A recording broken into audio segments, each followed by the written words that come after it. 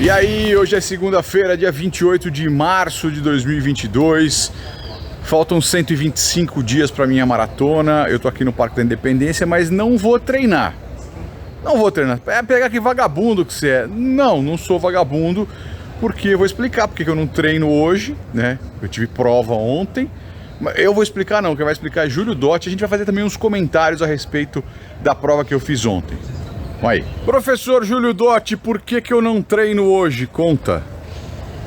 Essa é uma boa pergunta, né? Então, vamos lá. Primeiro porque pra gente você fez um treino ontem, né? Só que foi uma prova. Vamos voltar lá na sexta-feira, como você perguntou, por que seu treino era Z2, né? Para justamente você estar descansado para essa prova treino ou treino prova, você poder ter um bom rendimento. Quando você me perguntou também se podia forçar ou não era o momento de forçar ainda, mas era para correr dentro do ritmo que já estava programado, aquilo que você estava fazendo em alguns treinos que nós já tínhamos conversado, né? E aí, como você falou, fiz até um pouquinho mais forte, né, tal. E como o tempo de atividade ali, a gente já sabia que era perto de 2 horas, né? O ideal, quando você faz um treino muito longo, é você ter uma recuperação, né? A melhor maneira da gente recuperar é o descanso. Nós, como atletas amadores, por exemplo, não treinar ajuda muito mais do que a gente fazer um treino mais leve. Um profissional, por exemplo, ele faz uma prova, no dia seguinte ele dá uma trotadinha, faz alguma coisa que ajuda a recuperar a musculatura dele, porque o corpo dele ele vai precisar daquilo ali logo mais para frente, já está preparado para uma próxima etapa. Nós não, nós temos várias outras coisas que envolvem aí nossa vida social, nosso trabalho, tudo isso. Então a melhor maneira é a gente descansar. Então você vai ter o descanso hoje e amanhã você volta ao treinamento normal. Vai fazer uma semana, começar a semana um pouco mais leve e vamos subir novamente essa planilha até a sua próxima meia maratona, que vai usar também como treino. Que é daqui a 2 semanas. Daqui a 2 semanas, que é a meia maratona de São Paulo, né? Que já tem uma outra característica comparado com essa prova aqui, né? Tem muito mais curva, muito mais subida, muito mais descida. Então, ou seja, o desgaste vai ser muito maior nessa prova, né? Porque a partir dessa prova a gente já entra numa outra fase de treino, que é começar a aumentar um pouco mais a força, né? Específica da corrida, para que vai servir isso? Para fazer você tentar manter o máximo possível esse pace que a gente já encontrou agora. Encontrou não, que você treinou e alcançou agora, né? Então a gente vai tentar manter o máximo possível esse pace aí por uma distância maior, que é o objetivo, que é a maratona.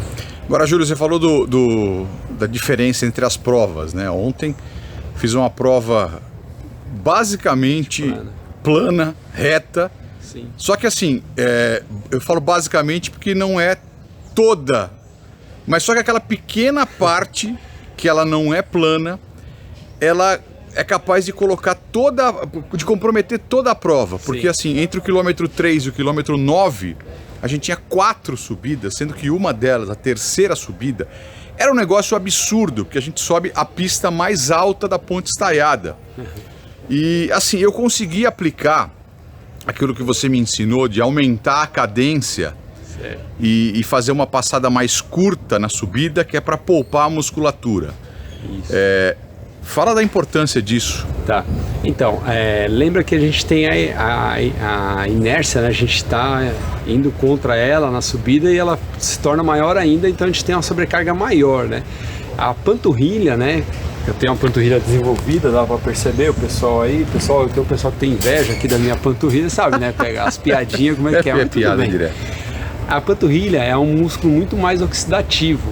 Então, se a gente dá uma passada muito larga, a gente fica dando muita explosão. Então, tem um desgaste muito grande na panturrilha. E quando a gente corre na subida, que se a gente manter a nossa cadência, por exemplo, a gente vai aumentar esse salto, né? Então, vai ter um desgaste muito grande da perna e da frequência cardíaca, que vai subir muito. E aí, quando você chegar no alto da subida, né, no final da subida, por exemplo, sua frequência cardíaca vai estar bem alta e a perna vai estar bem desgastada. Uma das estratégias que tem para fazer isso é fazer o quê? Você aumentar a cadência, né? Então você vai dar mais passos no lugar, você vai dar tanta explosão assim para a frequência cardíaca, para a sua panturrilha, e a sua frequência cardíaca não vai subir tanto, você consegue até controlar mais a sua frequência cardíaca. A gente sempre fala, tem 2 coisas que você não pode brigar na corrida, que é a subida e o vento contra. Ou seja, então você tem que passar por aquilo. A subida, você já tem aquele determinado tempo. Então você sabe que ali você não adianta brigar. Você aumenta a cadência, deixa subir. Se chegar lá em cima, sua frequência não estiver tão alta assim, por exemplo, você pode voltar a imprimir o seu ritmo. Porque foram alguns testes que a gente já fez aqui lá na rampa. Pedir para os alunos subirem o mais rápido que eles pudessem, né, esquecer a cadência e continuar numa parte plana. Eles perceberam que a frequência cardíaca ficou lá em cima, eles terminaram, só que a frequência cardíaca é muito alta. Tivesse que manter isso aí durante a corrida, uma hora ia ter que dar uma diminuída no ritmo para baixar a frequência cardíaca e poder concluir a prova. E a gente fez alguns testes também de manter a cadência alta e depois conseguir acelerar muito mais. Porque você pode até ganhar um tempo na subida, fazer ela mais rápida. Só que depois a parte plana, você não vai conseguir fazer tão rápido. No tempo total, você vai ter um prejuízo. Então, evitem de brigar com a subida. Aumenta a cadência e deixa subir.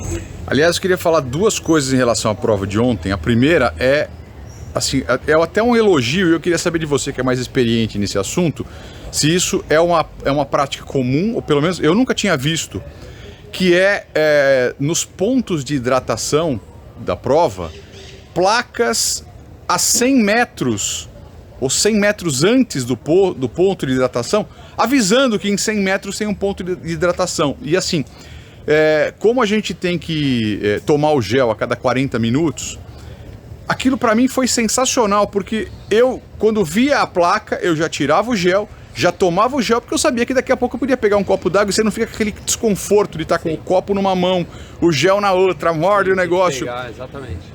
Tem sido uma prática comum essa placa de 100 metros que eu nunca tinha visto, Júlio. Algumas provas, algumas organizações aqui em São Paulo tem isso, eles avisam que vai ter o posto de hidratação. Isso é muito bom, porque as provas normais, assim, não tem isso. Se você vira, de repente, o ponto de hidratação.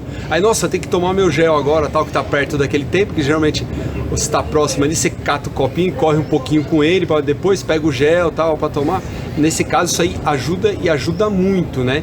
Porque até para a dispersão das pessoas na hora, principalmente a dispersão das pessoas para poderem pegar água, que tem aquele tumulto que vai na primeira gôndola ali, por exemplo, já vai aquela galera, né? Às vezes tem umas 3, 4, você pode deixar para pegar lá no fundo, que tá mais tranquilo, né?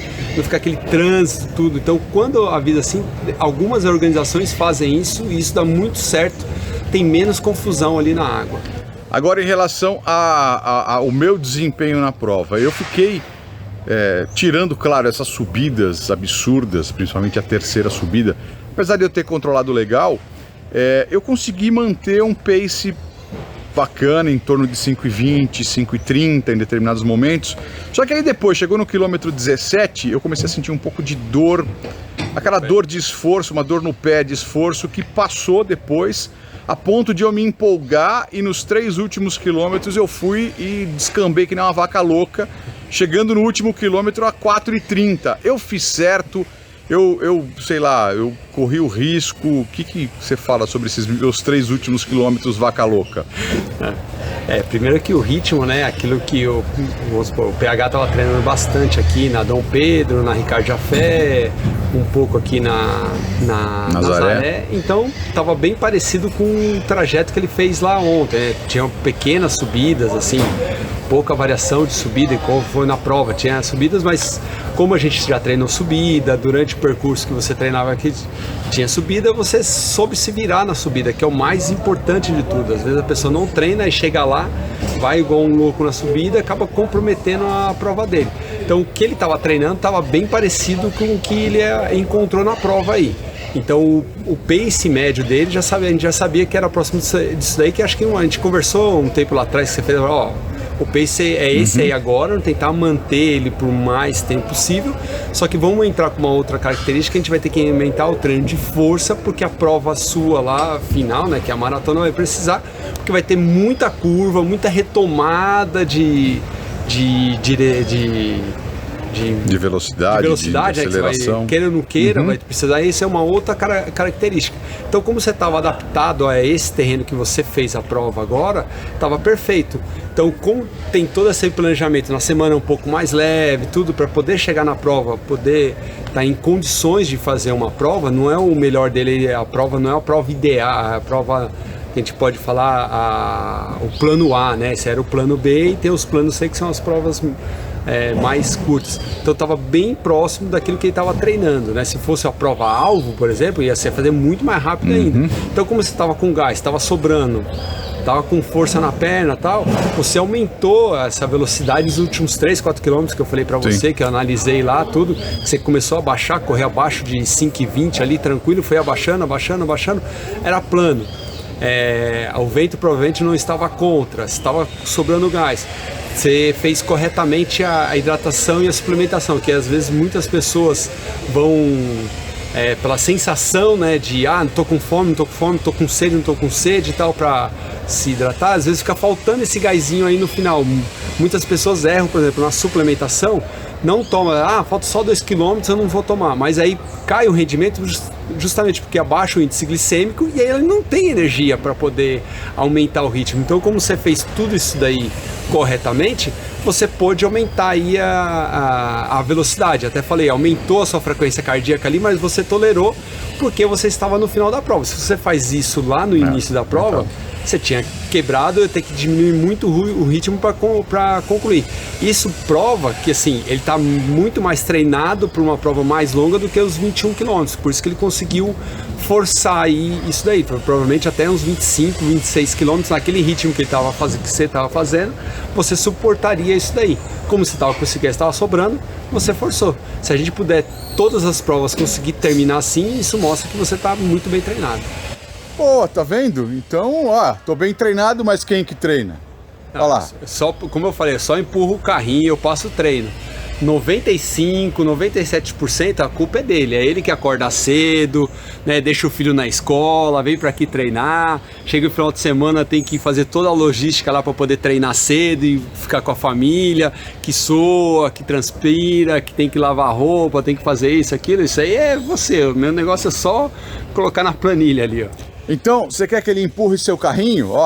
Limite, tá? Na descrição do vídeo você encontra os detalhes de como vir treinar com a gente na Limite também, tá? E não esquece, tem a minha loja no Magazine Luiza, minha loja parceira no Magalu, com um monte de coisa legal. Não tem só coisa de corrida, tá? Se você quiser comprar uma televisão, uma geladeira, qualquer coisa que o Magazine Luiza venda, você pode comprar através da minha loja, tá bom? Minha loja parceira Magalu, a descrição tá o link tá na descrição do vídeo também, tá? Faltam 125 dias para minha maratona. Fala, Julião. Não, só o pessoal, eu já vi algumas pessoas comentando, falando, faltam 125 treinos. Não, faltam 125 dias. Porque tem dia que ele não vai treinar, igual hoje, por exemplo. Tô de boa. Então vai ter dia que o dia dele off, por exemplo, é no sábado. Aí ele faz o treino longo no domingo, aí na segunda-feira o treino dele é sempre um pouco mais leve. Tem tudo isso daí. Tá bom? Então, bora fazer uma atividade física, me deixa aquele incentivo aí e que sirva de incentivo para você também praticar uma atividade física. Bora correr. Tchau, até mais. Valeu.